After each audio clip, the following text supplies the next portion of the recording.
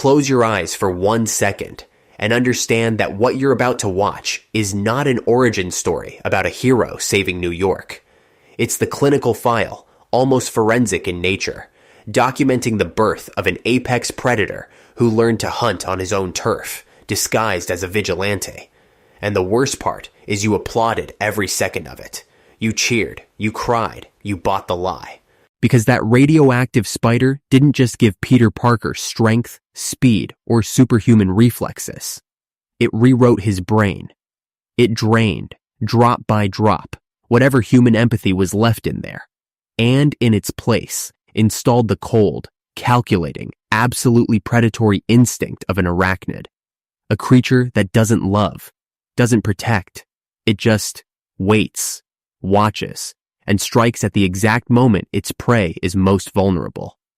And if you think I'm exaggerating, stay with me until the end, because I'm going to take apart, scene by scene, the myth of Spider-Man and show you what actually happened inside that room the night Peter Parker got bitten. It wasn't a miracle. It was a catastrophic neurological mutation, and nobody, absolutely nobody, survived it as the same human being. Let's start with the moment everything falls apart. The science demonstration, that sterile lab environment crawling with genetically modified spiders. Peter drifts away from the group, alone, isolated, already showing the first textbook symptom any forensic psychiatrist would recognize instantly. Voluntary isolation preceding an identity collapse. The spider drops onto him, bites his neck, and what follows isn't just some fever. It's a full neurochemical storm. Convulsions, cold sweat, veins pulsing visibly under the skin, as if something were physically rewiring his nervous system cell by cell, synapse by synapse. And when he wakes up the next day, staring into the mirror, he doesn't recognize his own face anymore. And that, right there, is the first sign of dissociation from his original identity. Because that shy, insecure, empathetic kid, the one who got bullied, who felt guilty stepping on an ant, that kid died that night. And what was left behind is a shell with the same voice, the same face, but a nervous system completely reconfigured for hunting. And I need you to understand the clinical magnitude of what happened in that room. Because we're not talking about a simple high fever that clears up in 24 hours. We're talking about a full rewrite of a human being's neurological architecture. The prefrontal cortex, the region responsible for moral judgment, impulse control, the capacity for genuine guilt and remorse.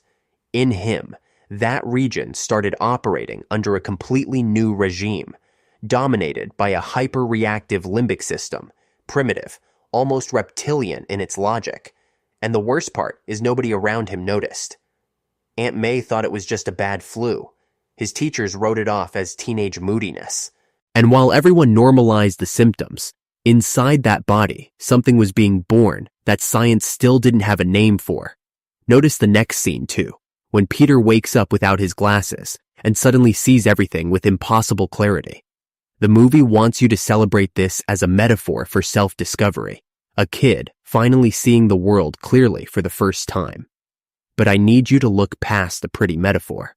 Because what's actually happening there is the installation of a hunting sensory system. The sharpened vision, the selective hearing, the famous spider sense that fires before the danger even registers consciously. That's not a gift. That's predator equipment. It's exactly the kind of sensory hypervigilance forensic psychiatry associates with individuals who develop, over time, a behavioral pattern built around hunting and anticipating prey. Peter didn't gain superpowers. Peter gained the full biological hardware of an apex predator, and his moral software simply never got the chance to update at the same speed. Now let's move to the cafeteria scene. Flash Thompson provokes Peter, the way he always has. And the old Peter, the kid who absorbed humiliation like a sponge, would have kept his head down and walked away. But this new organism doesn't. He turns, calculates the trajectory, dodges the punch with a precision no ordinary human being should possess, and then he hits Flash with a force that sends him flying over several tables. And here's the part nobody wants to talk about. Watch Peter's face in the instant right after the hit. It's not shock. It's not remorse. It's an almost imperceptible flash of satisfaction. A microsecond of genuine pleasure at the pain he just inflicted on someone else. That is not self-defense. That's the first conscious contact with sadism. The first dose of a substance his now rewired brain is going to start demanding more and more of. And here's where forensic psychiatry steps in with full force. Because there's a well-documented pattern in predators in formation. The first successful act of violence, with no immediate punishment, no severe social consequence, functions as a reinforcement trigger. The brain logs it as that worked, that brought relief, that brought power. And from that moment on, a primitive part of the limbic system starts associating physical domination with conflict resolution. Peter didn't learn to defend himself. Peter learned that he likes winning through someone else's pain. And it's exactly that newly discovered appetite that, a few scenes later, is going to cost the life of the man he loved most. And if you pay attention to what happens right after, you'll notice another detail the editing conveniently glosses over. Peter doesn't tell anyone about what happened with Flash. He doesn't seek guidance, doesn't talk to Aunt May or Uncle Ben about the fear, the confusion, or even the guilt an average teenager would feel after seriously hurting a classmate. Instead, he locks himself in his room and spends the night testing the physical limits of his own body, alone, in the dark, practicing jumps, testing the force of his punches against the wall, almost in a trance. That behavior, that voluntary isolation, combined with an obsessive fixation on exploring his own capacity to cause harm, is exactly the kind of early warning sign mental health professionals are trained to flag in adolescence, developing a dangerously pleasurable relationship with their own capacity for violence. Let's move to the wrestling match night. Peter needs money, and here's another disturbing detail already showing itself. He doesn't use his new powers to help anyone. He uses them for immediate personal profit. The promoter scams him, doesn't pay what was agreed. And when the burglar robs the cash box, running right past Peter, he has, quite literally, every physical resource to stop him in under 2 seconds. But he does nothing. He just watches. The movie wants you to believe this is an impulsive act of anger, a small act of vengeance against a system that wronged him.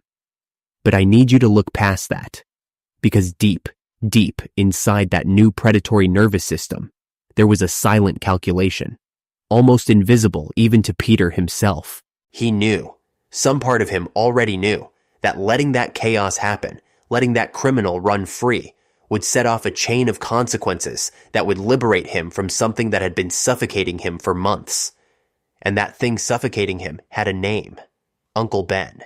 Because Uncle Ben, with all his kindness, with all his talk about responsibility and great power, represented exactly what a predator in formation fears most: domestication, the moral leash, the external voice of conscience that keeps the beast from ever leaving the cage. And Peter's subconscious, that organism already contaminated by the mutation, knew, on some primal level, that as long as Uncle Ben was alive, he would never internally grant himself permission to become what he was becoming.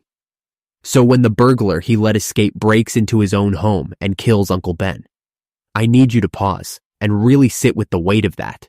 Because it wasn't some cruel accident of fate. It was the symbolic elimination, even if indirect, of the last moral obstacle standing between Peter and the fully formed predator. And his reaction afterward confirms everything, because Peter doesn't go to the police. Peter doesn't process his grief in any healthy way. Peter immediately transforms into a hunter. He puts on the suit, chases his uncle's killer through dark streets, corners the man in an abandoned warehouse. And when he finally catches up to him, what we see on his face isn't justice being served. It's hunger. It's the expression of a predator who has finally been granted permission to unleash everything he's been suppressing. The man runs, falls out of a window, dies. And Peter, instead of feeling relief or grief over the vengeance now complete, feels something far more dangerous. He feels like he enjoyed it.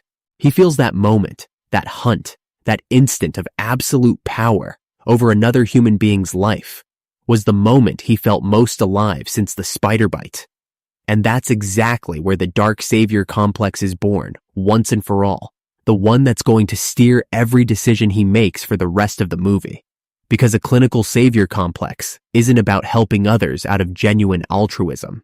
It's about a compulsive, almost addictive need to position yourself in a state of power over someone else's vulnerability. And for that to keep working, for that need to stay continuously fed, there always has to be victims. The chaos can never actually end, because a savior with no one left to save loses his purpose, loses his identity. And Peter, now, desperately needs New York to stay dangerous so that he can keep existing. And here's something worth sitting with for a moment. Picture Peter in his room, testing expressions in the mirror, rehearsing which version of himself to show which audience. That's not a kid getting comfortable with new powers. That's someone constructing, brick by brick, a social mask sophisticated enough to let him operate with impunity in two worlds at once. The awkward, well-liked, harmless Peter Parker during the day, and the cold, calculating, violent entity that emerges the moment the city lights go down, and that carefully rehearsed duality, that meticulous control over which version of himself gets shown to which person, is exactly the kind of behavior forensic psychiatry associates with high-functioning individuals who successfully conceal a deeply dangerous internal structure behind a convincing public performance. Think through the mechanics of this, with me, slowly. Every single night, Peter Parker puts on a suit that completely hides his identity and goes out looking for crimes in progress. The official story is protection. But a real protection system works to prevent crime, to structurally reduce violence, so that over time, fewer and fewer people ever need rescuing. But Peter's behavior is the exact opposite. He doesn't dismantle criminal organizations, doesn't address the socioeconomic roots of crime, doesn't hand captured criminals over to any process of rehabilitation. He just patrols, waits, and intervenes at the exact instant of the violent act, savoring every second of that physical confrontation. Because what he's actually after isn't the absence of crime. It's the constant presence of an opportunity to exercise absolute physical power over another body. Consider, too, how the film frames Peter's late nights out as pure sacrifice, as a burden reluctantly carried, when the actual screen time tells a different story. He lingers, he circles blocks he's already cleared, he waits in the dark long after any reasonable patrol would have ended, scanning for the next flicker of chaos he can insert himself into. That is not the behavior of a burdened protector, counting down the minutes until he can finally rest. That is the behavior of someone chasing a feeling he can no longer live without. And there's a disturbing detail few people ever stop to notice. Watch how, throughout the entire movie, Peter never shows any genuine interest in understanding the causes of the crime he fights.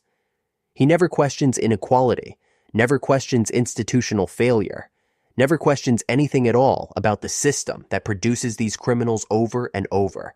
To him, criminals aren't people with stories, with context, with complex humanity. They are, and this is the exact clinical term, targets. Disposable units of violence that exist solely to be neutralized by his hands. And that systematic dehumanization of the other, that inability to see moral complexity in the people he hunts, is exactly the trait forensic psychiatrists repeatedly document in individuals who develop, over time, a stable moral justification for recurring acts of violence. Now, I want you to pay very close attention to what comes next, because this is, without question, the most uncomfortable part of this entire analysis. And it's about Mary Jane Watson, because the movie sells you the purest, most romantic teenage love story in cinema history. The shy kid, secretly in love since childhood with the unreachable girl next door. But I need you to switch off, for a moment, the romantic score playing in your head, and look at Peter's actual behavior through the cold eyes of a clinical analyst. Peter watches Mary Jane through her window, repeatedly. He knows her routine, her schedule, her habits, before they've ever exchanged a single meaningful word. He secretly photographs her without any consent whatsoever. To sell to the papers, sure. But the act itself, the compulsion to secretly photograph a woman who doesn't even know she's being watched, already checks off textbook clinical criteria for obsessive surveillance behavior. And later, once he puts on the suit, that surveillance reaches a whole new, far more dangerous level. Because now he can conveniently show up, mysteriously, at the exact moments she's in danger.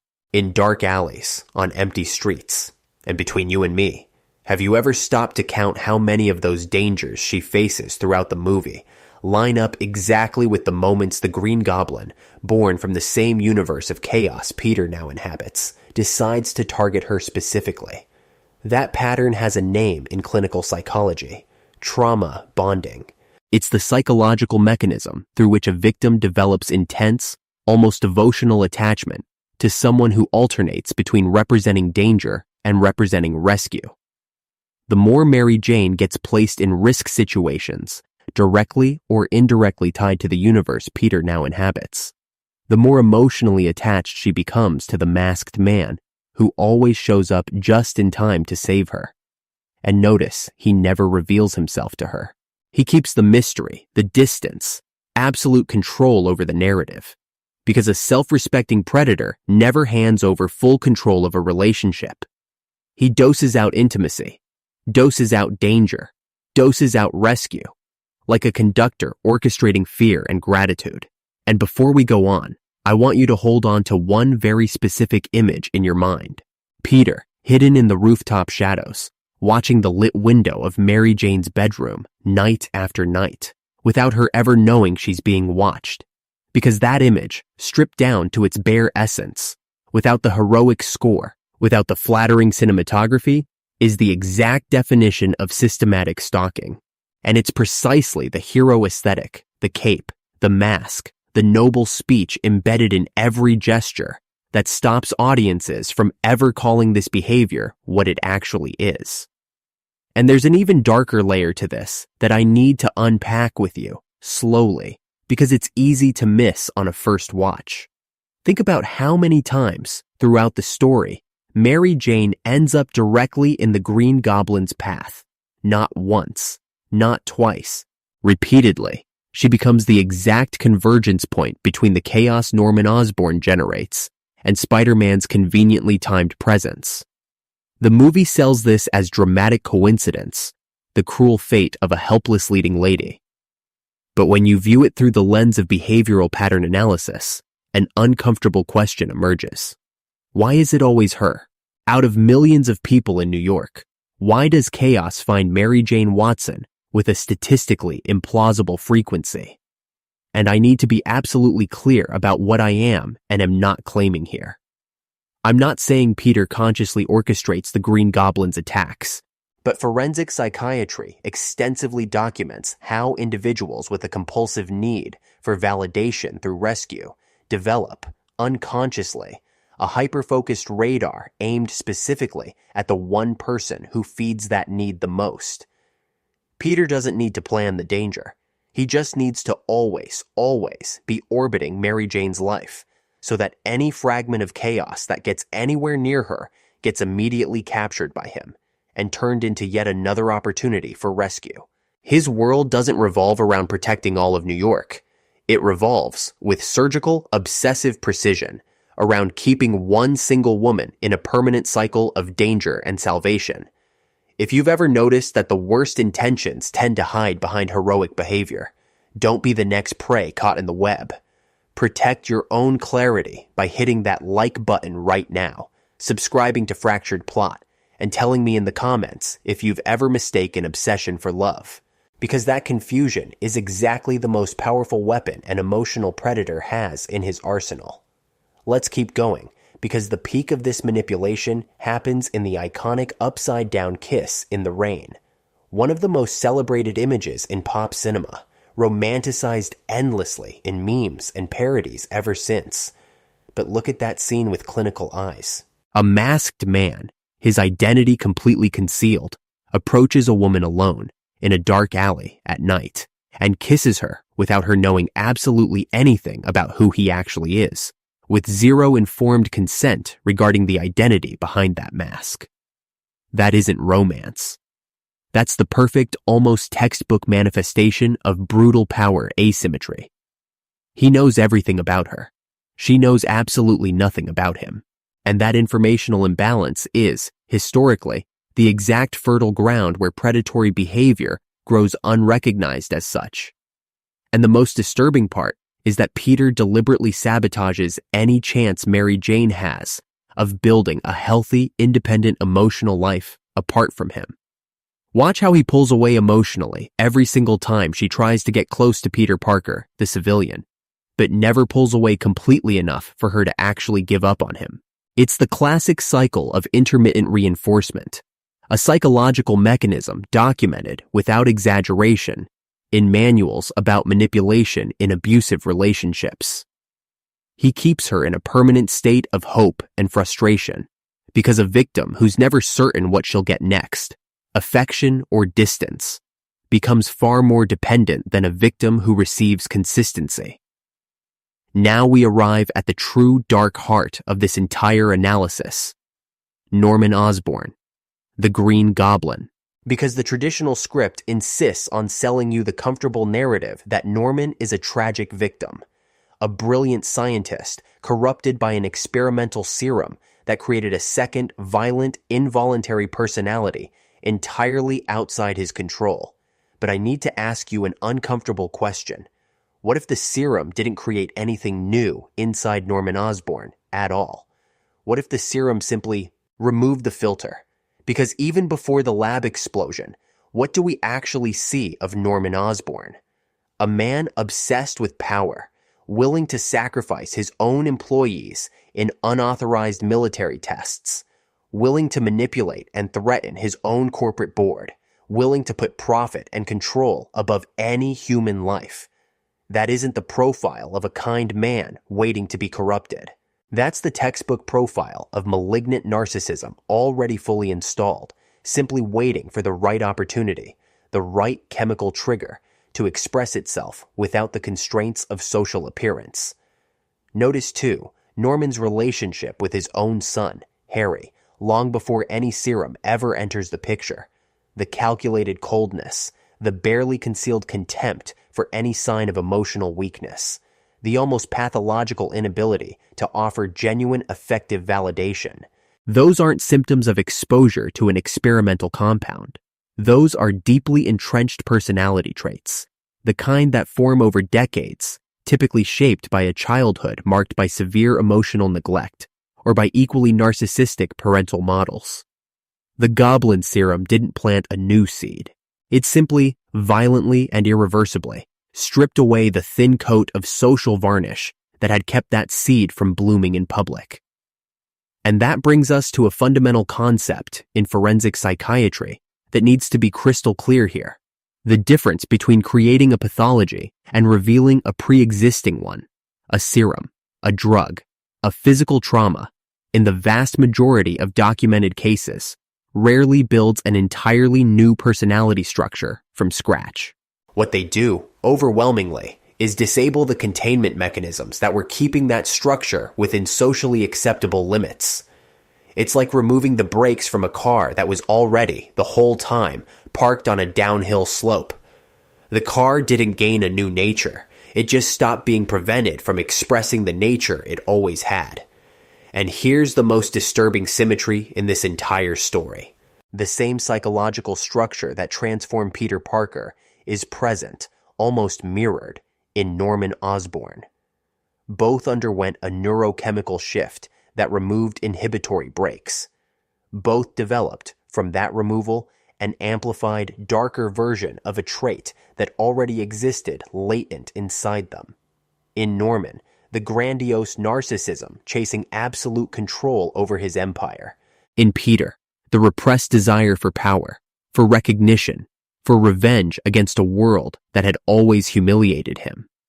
The difference between the two isn't a difference in nature.